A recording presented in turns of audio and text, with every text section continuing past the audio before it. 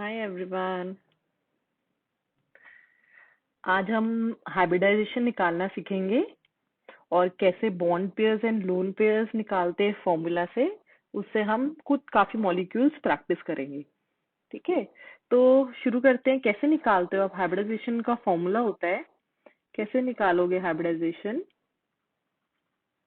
अगर आपको हाइब्रिडाइजेशन निकालनी है, it is equal to half the number of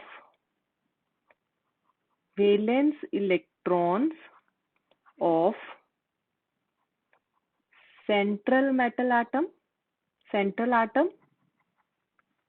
number of valence electrons of central atom plus number of monovalent atoms plus negative charge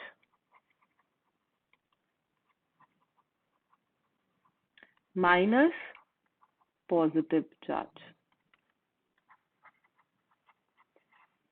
तो ये formula हमें ध्यान में रखना है ना, हाइब्रिडाइजेशन का। तो अगर तो आपको स्ट्रक्चर्स बनाने आते हैं तब तो आप हाइब्रिडाइजेशन आराम से निकाल सकते हो, बट अगर आपको स्ट्रक्चर्स नहीं आते तो ये जो फॉर्मूला है ये मैक्सिमम से मैक्सिमम मॉलिक्यूल्स में यूज हो जाता है ना। तो हम कुछ एग्जांपल स्टडी करेंगे मॉलिक्यूल्स की और उसके अकॉर्डिंगली सॉल्व करते हैं। ठीक, कैसे बॉन्ड पेयर निकालना है, कैसे लोन पेयर निकालना है, ये फॉर्मूला यूज करके ही हम सब कुछ निकालेंगे। आपको हाइब्रिडाइजेशन तो पता ही है कि क्या होती है ना, मिक्सिंग ऑफ एटॉमिक ऑर्बिटल्स, है ना। तो आप जब स्टडी करते हो हाइब्रिडाइजेशन, आपने ये चीजें तो नोटिस की होंगी। कुछ ऐसा देखा होगा, sp है, कहीं लिखा sp है, कहीं पर sp2 लिखा हुआ है, कहीं पर sp3 लिखा है, कहीं पर sp3d लिखा है, कहीं पर sp3d2 लिखा है। तो ये क्या है, ये सारी क्या है, एटॉमिक ऑर्बिटल्स इंटरमिक्सिंग कर रहे हैं आपस में। तो यहाँ पर देखो, यहाँ पर कितने ऑर्बिटल्स इन्वॉल्व हैं? यहाँ 2 ऑर्बिटल्स इन्वॉल्व है ना, एक s का और एक p का। यहाँ पर कितने ऑर्बिटल्स इन्वॉल्व हैं? एक s के और 2 p के। यहाँ पर 3 ऑर्बिटल्स इन्वॉल्व है ना। अब यहाँ देखो, यहाँ पर एक s का और 3 p के, यहाँ पर 4 ऑर्बिटल्स इन्वॉल्व हैं। यहाँ पर 5 ऑर्बिटल्स इन्वॉल्व हैं और यहाँ पर 6 ऑर्बिटल्स इन्वॉल्व है ना। तो हाइब्रिडाइजेशन फॉर्मूला से हम ये निकालेंगे कि इनमें से कौन सी हाइब्रिडाइजेशन आ रही है।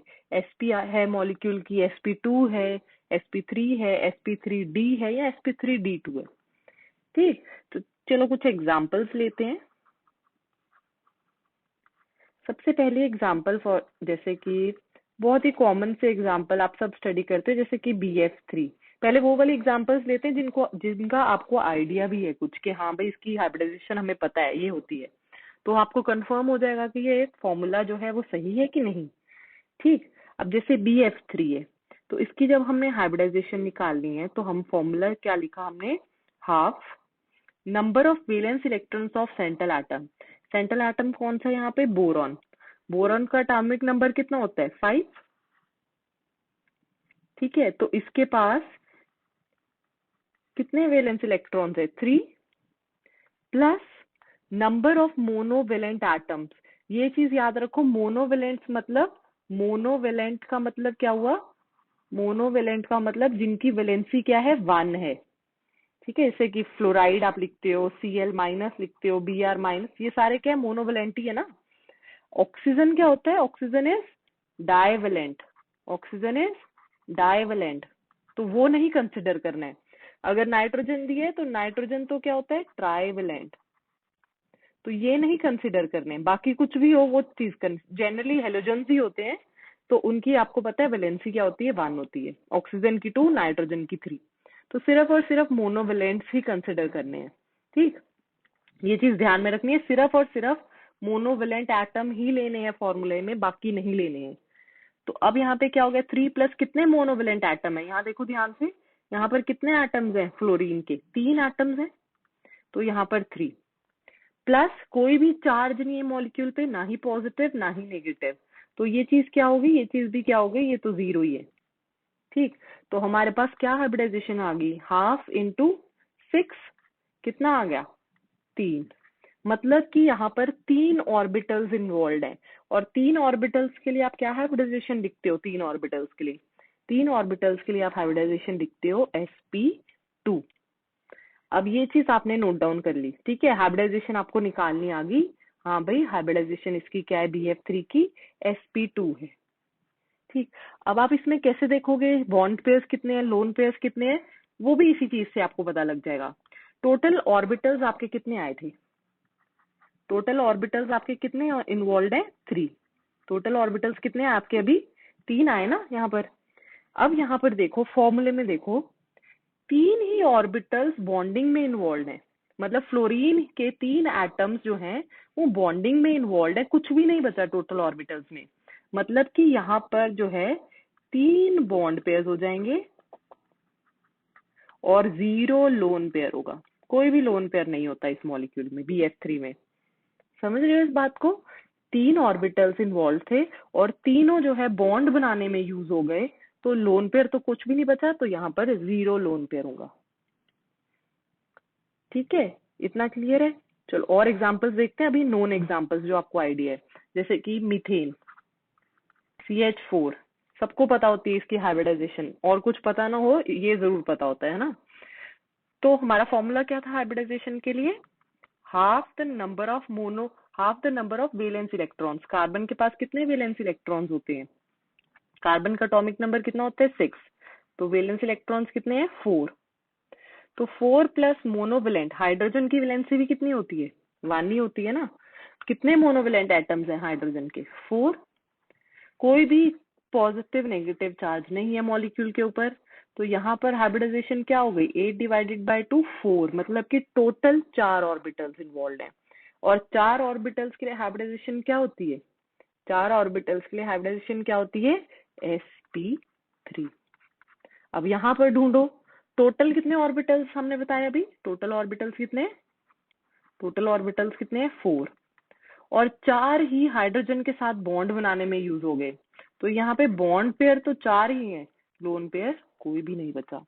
मतलब कि मीथेन में भी, CH4 में भी कोई भी लोन पेयर नहीं होता है। ठीक, अभी लोन पेयर वाली एग्जांपल में आते हैं। देखो लोन पेयर वाली एग्जांपल, जैसे कि आपकी फेवरेट एग्जांपल अमोनिया NH3। इसकी हाइब्रिडाइजेशन निकालते हैं। क्या फॉर्मूला था? Half into number of valence electrons. Nitrogen, nitrogen कितना होता है? 7। वेलेंस इलेक्ट्रॉन्स कितने हैं इसके पास? 5। प्लस मोनोवेलेंट एटम्स कितने हैं? मतलब कि सिर्फ और सिर्फ हाइड्रोजन 3। कोई भी पॉजिटिव कोई भी नेगेटिव चार्ज नहीं है ना। तो कितना हो गया?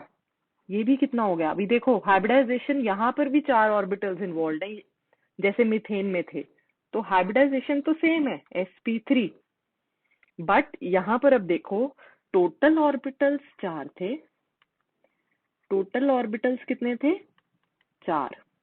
बॉन्डिंग में कितने यूज हो रहे हैं? हाइड्रोजन के साथ कितने बॉन्ड बना रहे हैं? बॉन्ड पेयर कितने हैं? 3। अब 4 में से 3 तो बॉन्डिंग में यूज हो गए, तो लोन पेयर कितना बचा? 4 माइनस 3, एक लोन पेयर होगा, मतलब अमोनिया में। देखते ही आप अमोनिया का मॉलिक्यूल, अमोनिया का मॉलिक्यूल देखते हो ना, कुछ इस तरह से बनाते हो आप स्ट्रक्चर। एक लोन पेयर होता है ना अमोनिया में, 1 लोन पेयर। ठीक है, ऐसे आप अगर वाटर का निकालो H2O, ये भी आपको पता है। यहाँ पर क्या है हाइब्रिडाइजेशन? हाफ इंटू, यहाँ पर सेंट्रल एटम कौन सा होता है? ऑक्सीजन होता है ना। ऑक्सीजन होता है, ये हमेशा याद रखो। जो ऑक्सीजन, हाइड्रोजन हमेशा ही हमेशा सिर्फ बाहर रहते हैं, सेंट्रल एटम कभी नहीं होगा हाइड्रोजन। हाइड्रोजन हमेशा बाहर रहेगा। ठीक, ये मत बना देना हाइड्रोजन को सेंट्रल एटम। ठीक, अब तो ऑक्सीजन कितना होता है एटॉमिक नंबर? 8। तो इसके पास कितने वैलेंस इलेक्ट्रॉन्स हो गए? 6। प्लस कितने मोनोवेलेंट एटम है हाइड्रोजन के? देखो 2। कोई भी पॉजिटिव कोई भी नेगेटिव चार्ज नहीं है।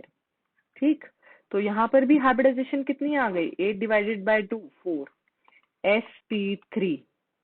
sp3 आ गई यहाँ पर भी। इन तीनों की देखो हाइब्रिडाइजेशन 3 ही है, बट फर्क कहाँ आ रहा है? लोन पेयर्स का। लोन पेयर्स के फर्क होने के कारण इनकी जो स्ट्रक्चर होते हैं, इनकी जो शेप होती है वो भी चेंज होती है। आप मीथेन ऐसे बनाते हो CH4, है ना।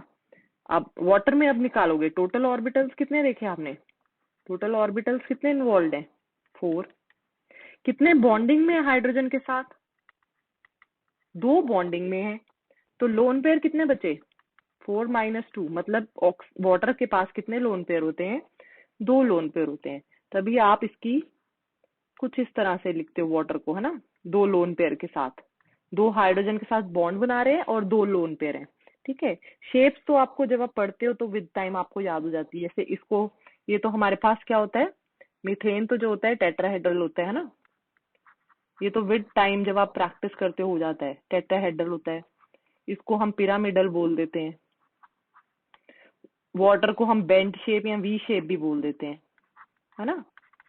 तो शेप्स तो आपको विद टाइम याद हो जाएंगी, पहले इतना पता होना चाहिए कि कितने बॉन्ड पेयर्स हैं, कितने लोन पेयर्स हैं एक मॉलिक्यूल के अंदर।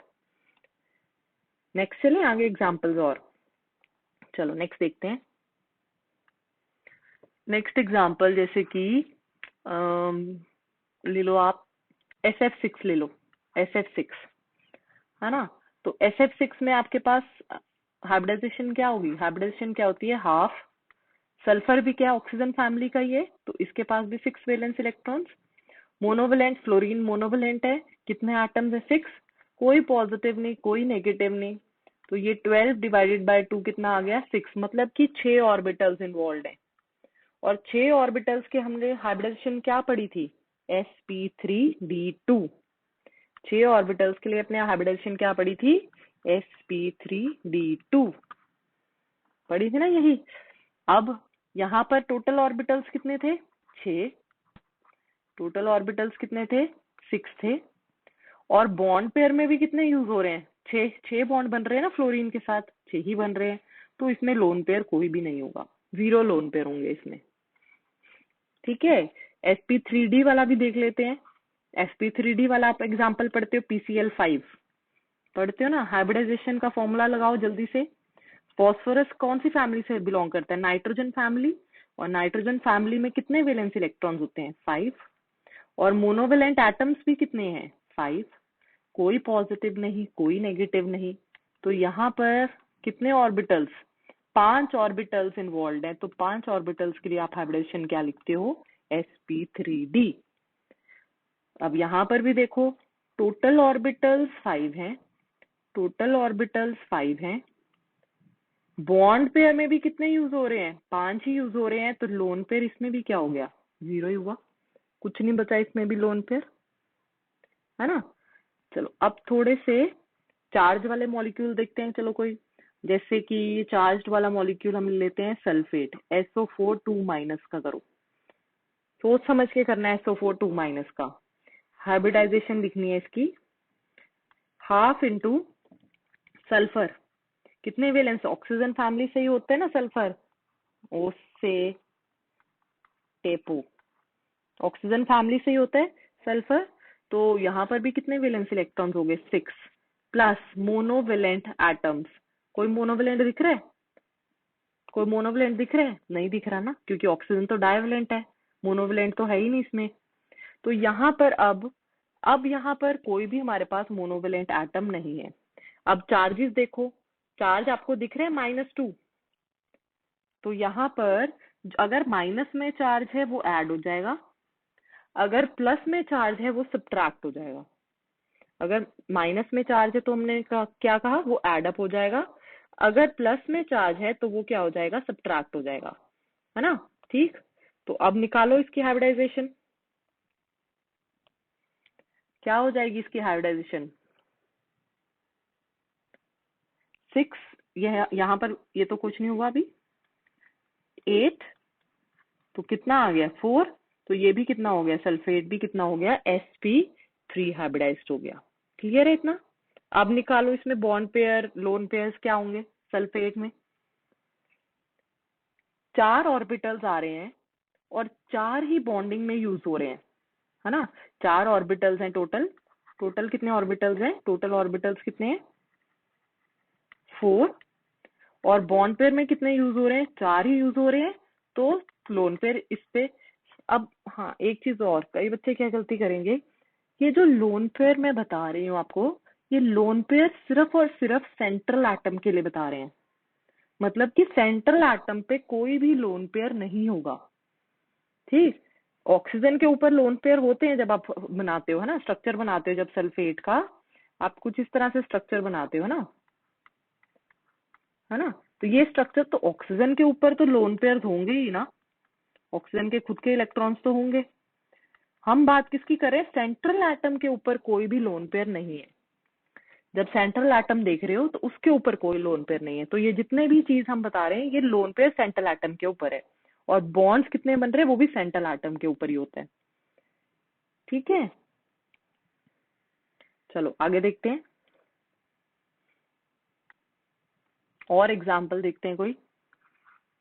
अब जैसे कि नेक्स्ट एग्जाम्पल कौन सी लोगे आप, कार्बोनेट ले लेते हैं, CO3 2-, इस पे निकालो हाइब्रिडाइजेशन जल्दी से। ठीक है, जल्दी से निकालो इसकी hybridisation, I am waiting.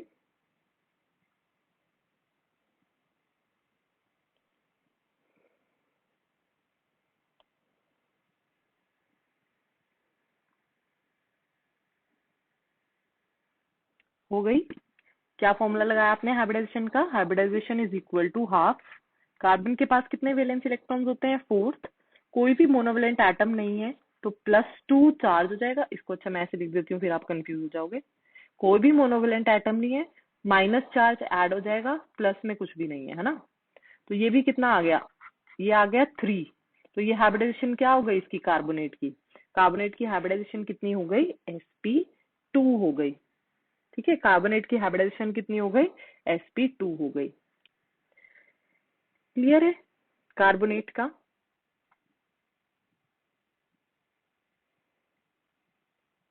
Next देखते हैं, और इधर भी कोई भी लोन पेयर नहीं होगा, जितने ऑर्बिटल्स, टोटल ऑर्बिटल्स कितने हैं, 3 है, कार्बन के ऊपर कोई भी लोन पेयर नहीं आएगा, 3 ऑर्बिटल्स हैं, और बॉन्ड पेयर भी कितने हैं, 3 ही है, क्योंकि 3 के साथ इन्वॉल्व हो रहे हैं ऑक्सीजन के साथ।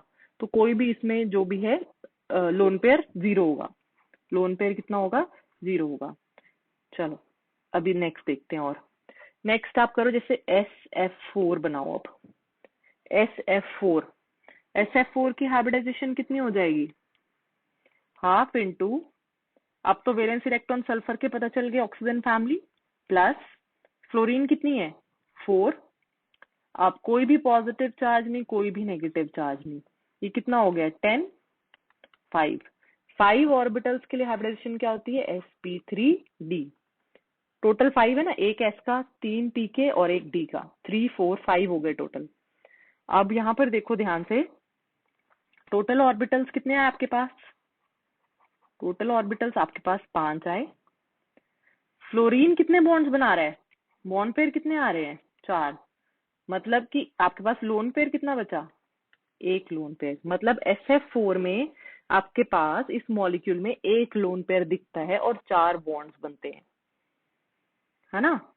ठीक है, क्लियर है। SF4 में आपके पास एक लोन पेयर दिखता है और 4 बॉन्ड पेयर। चलो अब नेक्स्ट करो, जैसे कि XeF6, ये वाला करो।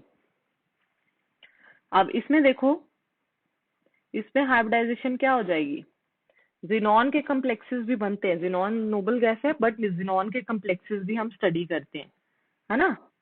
अब XeF6 जिनॉन कितना होता है, वैलेंस इलेक्ट्रॉन्स 8, मोनोवेलेंट एटम्स कितने हैं, 6, कोई पॉजिटिव चार्ज नहीं, कोई नेगेटिव चार्ज नहीं।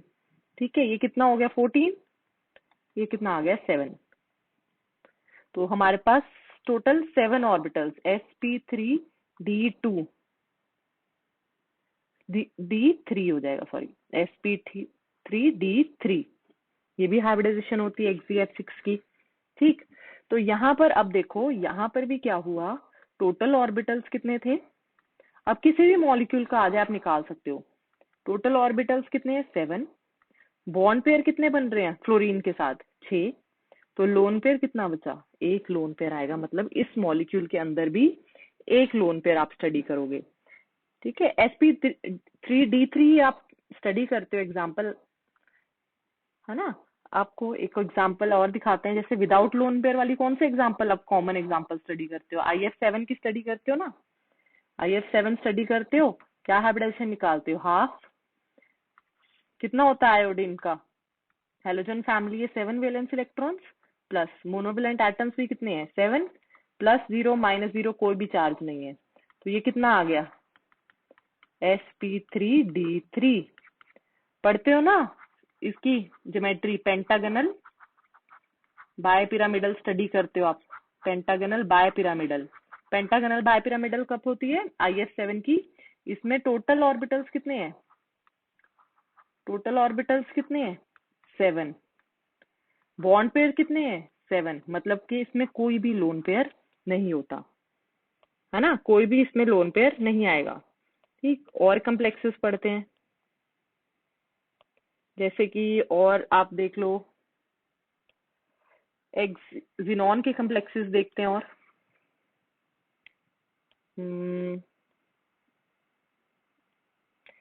आप ये वाली लिख लो, और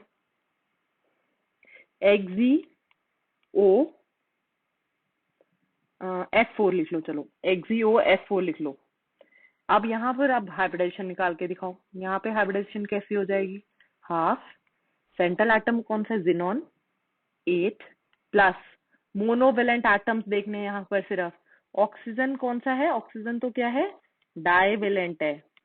और ये क्या है? फ्लोरीन क्या है? मोनोवेलेंट। तो सिर्फ और सिर्फ मैंने आपको क्या कहा? सिर्फ और सिर्फ मोनोवेलेंट एटम लेने हैं फॉर्मूले में। 4 है, कोई भी बॉन्ड पेयर नहीं, कोई भी लोन पेयर नहीं, है ना। तो अब यहाँ पर कितने आ गया? 12 हो गया, तो ये 6 आ गया। हाइब्रिडाइजेशन क्या आई? sp3d2।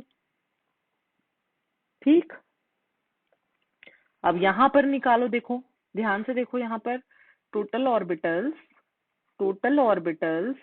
6 आए हैं आपके, है ना। बॉन्डिंग में कितने यूज हो रहे हैं? 4 फ्लोरीन के और 1 ऑक्सीजन का, 5 यूज हो रहे हैं। तो लोन पेयर कितना हुआ इसमें? लोन पेयर कितना हुआ? 1 ही हुआ ना लोन पेयर।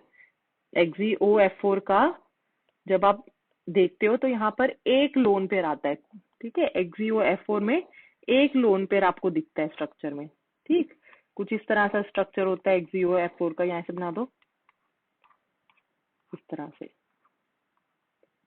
एक लोन पेयर नजर आता है आपको यहाँ पर। ठीक, ये चीज तो आपको पता है ना, ऑक्सीजन डबल बॉन्ड से बनता है, डबल बॉन्ड O से बनता है ऑक्सीजन। ठीक है, तो बाकी क्या हो गए? फ्लोरीन और एक लोन पेयर। क्लियर है? और कौन सा लिख सकते हो कम्प्लेक्स? आपने कौन से लिख लिया पीछे जिनॉन के? XeF6, XeF4 भी निकाल लो सिंपल। XeF6 निकालना, XeF4 भी निकालो। अब इसकी हाइब्रिडाइजेशन कितनी हो जाएगी? हाफ 8 प्लस 4 मोनोवैलेंट एटम्स, कोई भी पॉजिटिव चार्ज नहीं, कोई भी नेगेटिव चार्ज नहीं। तो ये भी कितना हो गया? 12 डिवाइडेड बाय 2 6।